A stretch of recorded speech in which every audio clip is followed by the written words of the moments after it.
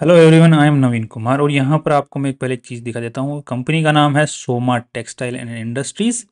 इस particular company के अंदर में आप लोग अगर चार्ट को चेक करते हैं, यहाँ पर आपको देखने को मिल रहा है कि इस पर्टिकुलर कंपनी का 9 जुलाई को जो शेयर प्राइस था वो 45 रुपये था और आज के दिन जो प्राइस चल रहा है वो 100 रुपये को टच करके अभी 100 रुपीज़ के आसपास में चल रहा है। तो डबल से भी ज़्यादा जो है इसने जंप मार दिया 9 जुलाई से अब तक। लगभग 15-20 दिन के अंदर में, लगभग 15 दिन ही हुए, 15-20 दिन के अंदर में इसने कितना जंप मार दिया, 100% से भी ज्यादा का। तो ऐसा ही इसमें पर्टिकुलर कंपनी में क्या देखने को मिलता है, तो that thing is open offer. 9 जुलाई को एक नोटिफिकेशन आता है जिसमें देखा बोला जाता है कंपनी से कि इसको ओपन ऑफर मिला है, पब्लिक से शेयर्स खरीदने का ऑफर आया है इस पर्टिकुलर कंपनी की तरफ से। अब ये ओपन ऑफर क्या है, तो इसके बारे में आज इस वीडियो के अंदर में हम लोग थोड़ा सा बात करने वाले हैं। और फ्यूचर में अगर हम लोग ओपन ऑफर किसी कंपनी के बारे में बात करते हैं तो ये एक base as a base company के वीडियोस का काम करेगा कि ओपन ऑफर क्या होता है। So we will try to discuss everything about the open offer. So now what is open offer. Open offer क्या होता है, जब कोई भी कंपनी के अंदर में नया मैनेजमेंट आता है, फिर नया कंट्रोल बनाने की कोशिश करता है, फिर नया कंट्रोल किसी नए लोगों का आ रहा होता है, तो एक सेबी का रूल कहता है कि अगर 25% से ज्यादा किसी भी कंपनी के अंदर में नए ग्रुप ऑफ पीपल जो कि रिलेटेड हैं उनका कंट्रोल अगर बढ़ता है तो उनको पब्लिक को ऑप्शन देना पड़ेगा कि अगर आपको हमारे जो हम, अब क्योंकि नए लोग आए तो नया कंट्रोल नए लोग चलाएंगे, उसको ज्यादातर उनका ही चलेगा कंपनी के अंदर में, क्योंकि वही उसके मालिक होने वाले हैं 25-26-25% से ज्यादा के। तो अगर पब्लिक को एक ऑप्शन होना चाहिए कि भाई हम इनके कंट्रोल में चलने वाली जो कंपनी है उसके अंदर में हमें इन्वेस्टेड रहना या नहीं रहना, तो ये एक सेबी का रूल कहता है कि आपको पब्लिक को एग्जिट का ऑप्शन देना पड़ेगा। राइट। अब कई लोगों भाई लोग बोलेंगे अगर मेरे को पसंद नहीं आ रही, नया मैनेजमेंट मुझे दिख रहा है तो मैं बेच सकता हूँ शेयर्स। हाँ बेच सकते हो, बट कई कंपनियां उनमें शेयर्स ट्रेडिंग ही नहीं होते, मतलब वो बहुत ही इलिक्विड स्टॉक्स होते हैं, उनमें बेचने का ऑप्शन ही नहीं होता क्योंकि खरीदने वाला नहीं है कोई, आप बेचोगे किसको। उस सिचुएशन में भी लोगों को एग्जिट का ऑप्शन तो मिलना चाहिए, तो वो एग्जिट का ऑप्शन कौन देगा, ये नए लोग जो कंट्रोल ले रहे हैं उनको देना होगा। सो ये सभी कंपनियों में काम करता है, ये सेबी का रूल काम करता है। अब यहाँ पर अभी रिसेंटली जैसे मैंने एनडीटीवी के शेयर्स में देखने को मिला था, जब जो एनडीटीवी है उसने 25% से ज़्यादा के शेयर्स एक्वायर कर लिए थे एनडीटीवी के, तो उसको ओपन ऑफर देना पड़ा था पब्लिक को। बाद में पब्लिक ने जो है वहाँ पे टेंडर किए थे और एनडीटीवी का इनडायरेक्टली कंट्रोल किसने ले लिया था, अडानी ने ले लिया था। वहां पर ओपन ऑफर वाली चीज आपको देखने को मिली थी, तो वो सेबी के नियम्स कहते हैं। नाउ द ओपन ऑफर के काफी सारे कुछ नियम्स हैं, रेगुलेशंस हैं, तो we know what is open offer. अब ओपन ऑफर पब्लिक को दिया जाए, ओपन का मतलब क्या होता है, सबके लिए ओपन है, जिन भी लोग पब्लिक की फॉर्म में आ रहे हैं उनके लिए ओपन है, कोई भी चाहे तो उस प्राइस पे। अब प्राइस जो होती है वो डिसाइड कौन करता है, जो कंपनी खरीद रही है शेयर्स वो डिसाइड करेगा, जो नया मैनेजमेंट आ रहा है वो डिसाइड करेगा प्राइस। अब वो किस बेसिस पे डिसाइड करेगा प्राइस, वो भी तो है। अब मान के चलो कि वो नए मैनेजमेंट ने कंट्रोल तो ले लिया कंपनी का, अब नए कंट्रोल लिया है तो कहीं ना कहीं उसने शेयर्स कहीं से तो खरीदे होंगे, या तो जो पहले के प्रमोटर्स हैं उनसे खरीदे होंगे या फिर पब्लिक से खरीद खरीद के इकट्ठे कर करके खरीदे होंगे, बट उसने कहीं से तो इकट्ठे किए हैं शेयर्स, राइट। 25% ऐसे नहीं पहुंच गए, तो वहां पर प्राइसिंग, अब वो ये नहीं कह सकता कि यार मेरे को 25% 26% ही शेयर्स चाहिए थे, अब मेरे को ओपन ऑफर में नहीं जाना, अब सेबी का नियम है उसको मानना तो पड़ेगा। तो मैं एक काम करता हूँ, आज के दिन शेयर का प्राइस चल रहा है 50 रुपये, मैं 10 रुपये का ओपन ऑफर निकाल देता हूँ, अब कोई बेचेगा नहीं मुझे तो मेरे पास 26% रह जाएंगे और सेबी का रूल भी मान लिया जाएगा। ये नहीं चलेगा।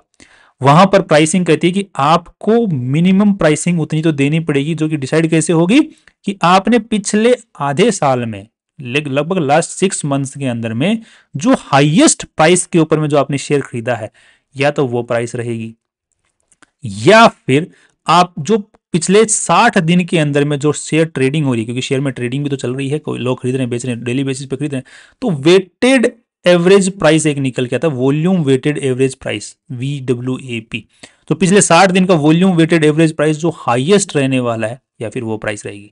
तो दोनों में से जो भी हाईएस्ट प्राइस है, या तो जिसने आज जिस प्राइस पे आपने खरीदा वो, या फिर वॉल्यूम वेटेड एवरेज प्राइस जो कि वो रहेगी, या फिर एक जो कंसल्टेटेड प्राइस होती है, जो कि सेबी रजिस्टर्ड कुछ वैल्यूअर्स होते हैं, मतलब कंपनी की वैल्यू लगाते हैं कि इस पर्टिकुलर कंपनी के एक शेयर की इतनी वैल्यू तो है भाई, या फिर वो प्राइस रहेगी। तो वो डिसाइड, वो हाईएस्ट जो भी प्राइस होगी वो रहेगी as per SEBI rule.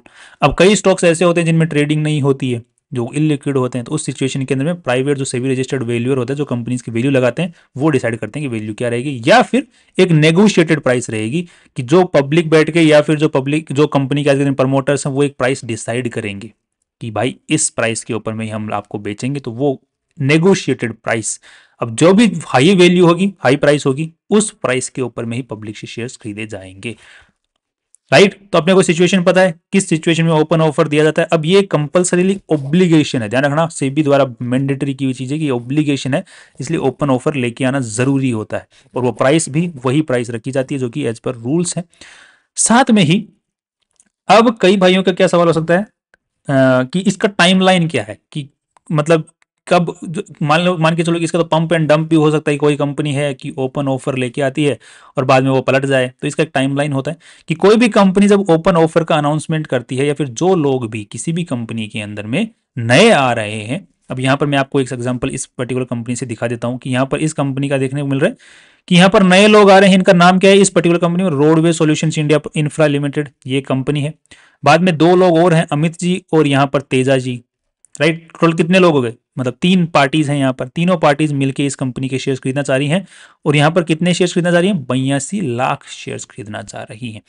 Right, और कैश प्राइस के ऊपर में खरीदना चाह रही हैं, तो यहाँ पर प्राइस आपने को देखने को मिलती है, नीचे चलते हैं तो 40, क्या लिखा था, 47 के आसपास में, 47 रुपीज के प्राइस में इतने शेयर से खरीदना चाह रहे हैं।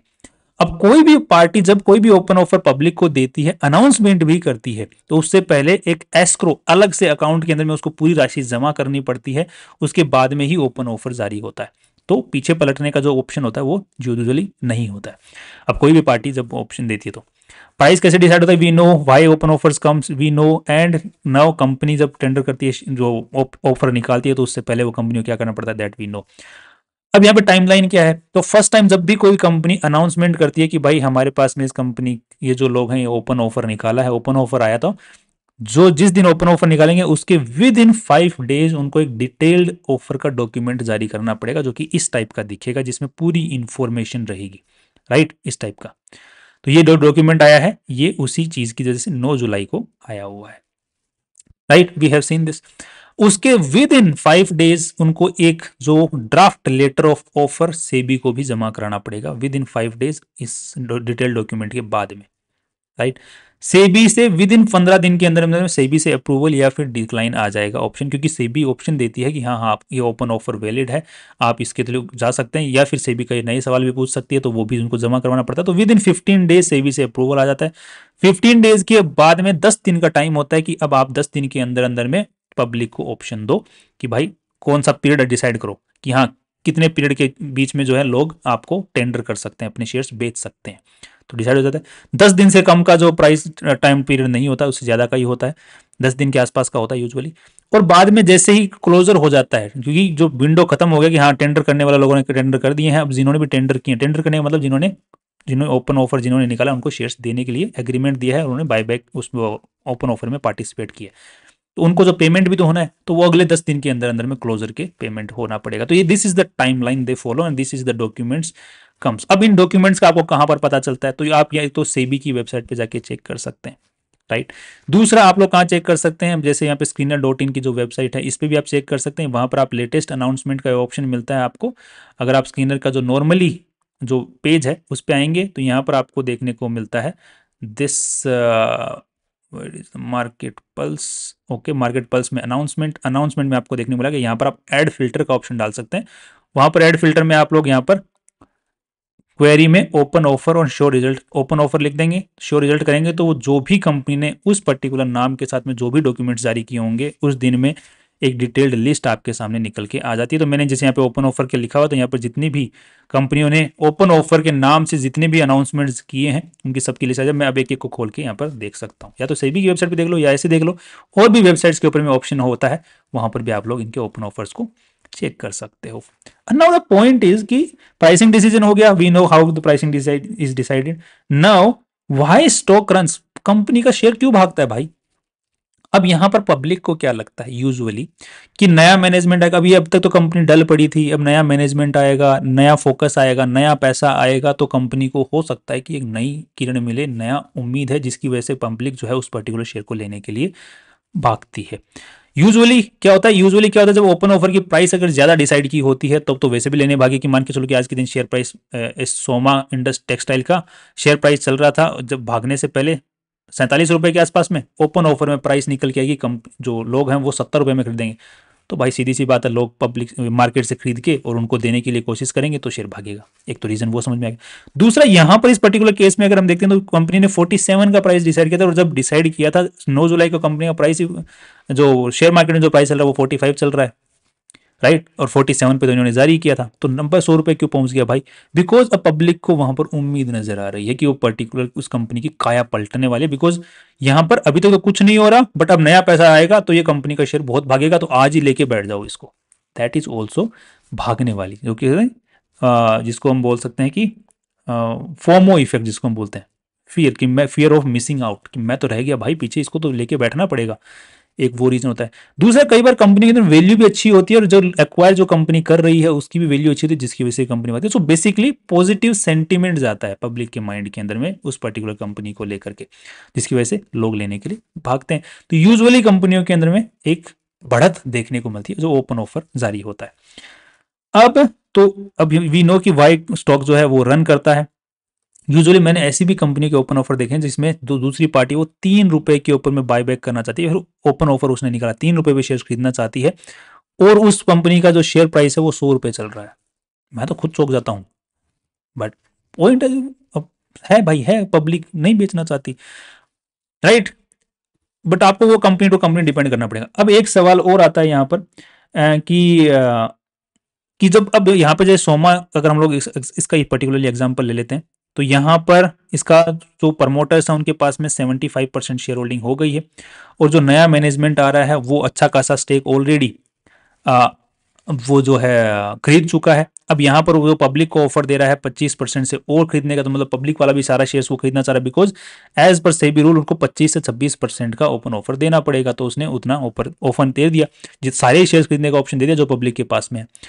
अब यहां पर अगर मान के चलो कि उसके पास में शेयर्स टेंडर हो गए और 90% से ज्यादा का उसके पास में शेयर्स आ गए प्रमोटर्स के पास में, जो नए प्रमोटर्स होने वाले, बिकॉज उन्हीं के पास में कंट्रोल जा रहा है, तो वो नए प्रमोटर्स होंगे कंपनी के, राइट, तो उनके पास में ऑप्शन होगा कि वो कंपनी को डीलिस्ट भी कर सकते हैं, because as per SEBI rule अगर कंपनी का मैनेजमेंट या प्रमोटर्स जिनके पास में 90% ज्यादा का मालिकाना हक कंपनी का, तो वो डीलिस्ट का उनके पास में ऑप्शन होता है, वो भी वॉलंटरीली, राइट। और बाकी जो पब्लिक जिन 10% जो पब्लिक बची है उसको भी एक प्राइस देते हैं कि हाँ भाई आपको भी बेचने हैं शेयर्स, तो भाई ये प्राइस है, इस पर आप हमें बेच भी सकते हो, तो वो 1 साल का विंडो चलता है, तो वो एक अलग चीज है, डीलिस्ट करवाने का तरीका है, जो कि एक स्मूथ तरीका। तो उस सिचुएशन में क्या होगा कि मैंने मान के चलो अभी भी नहीं बेचे, ओपन ऑफर में भी, डीलिस्टिंग के टाइम पे भी नहीं बेचे, तो उन चीज का क्या होगा, तो वो शेयर्स आपके पास पड़े रहेंगे। कंपनी अगर कोई भी डिविडेंड फ्यूचर में जारी करती रहेगी तो आपको उसका बेनिफिट फायदा मिलता रहेगा।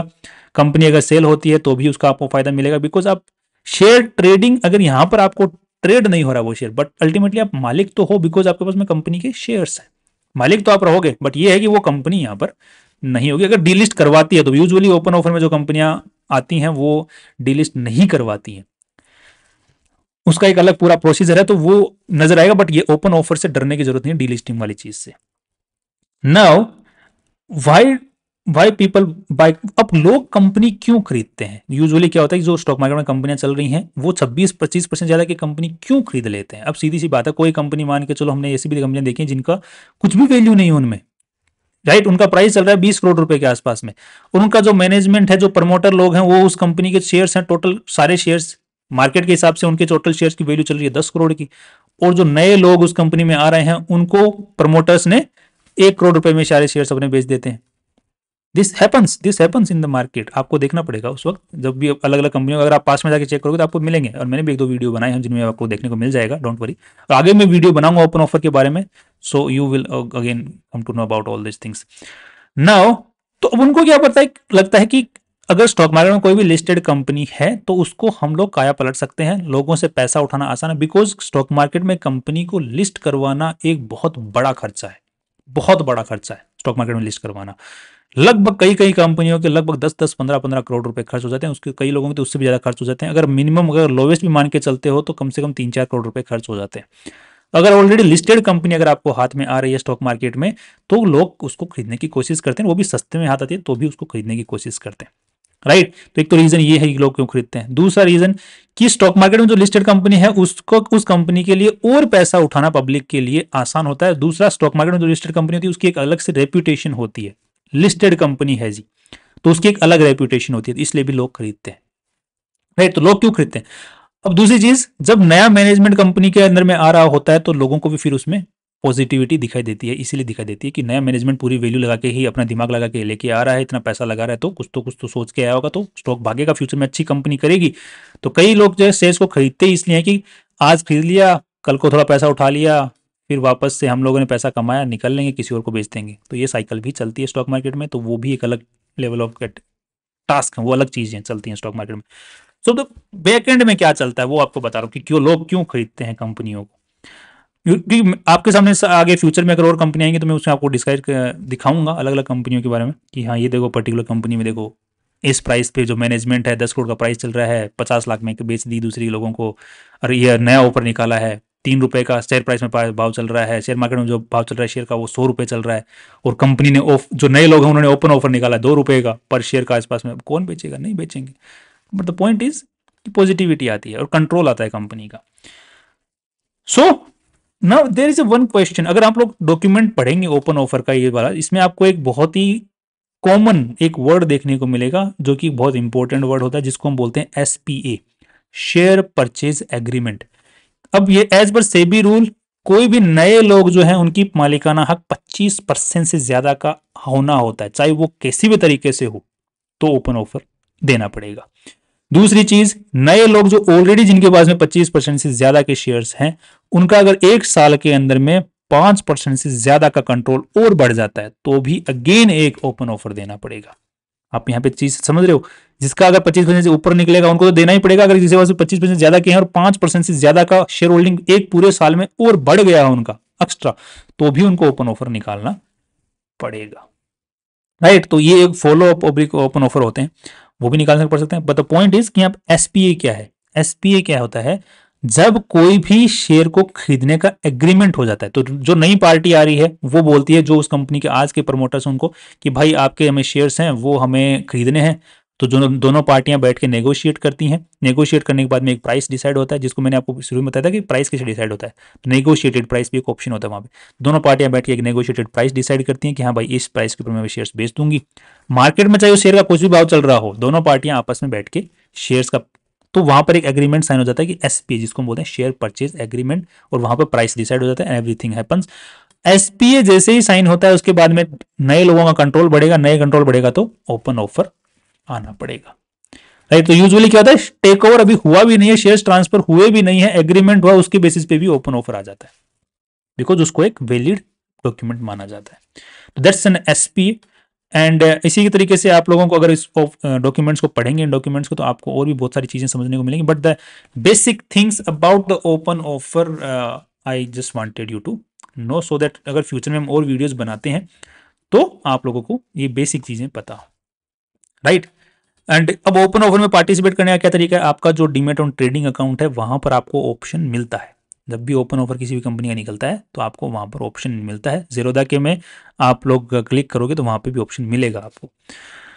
So that's all from my side. बाकी आपको कोई भी सवाल रह जाते हैं इस पर्टिकुलर टॉपिक के बारे में, आप कमेंट सेक्शन में पूछ सकते हैं, हम उस वहीं पर आपका जवाब देने की कोशिश करेंगे। दैट्स ऑल, कल फिर मिलते हैं वीडियो के साथ में। Finally see you tomorrow.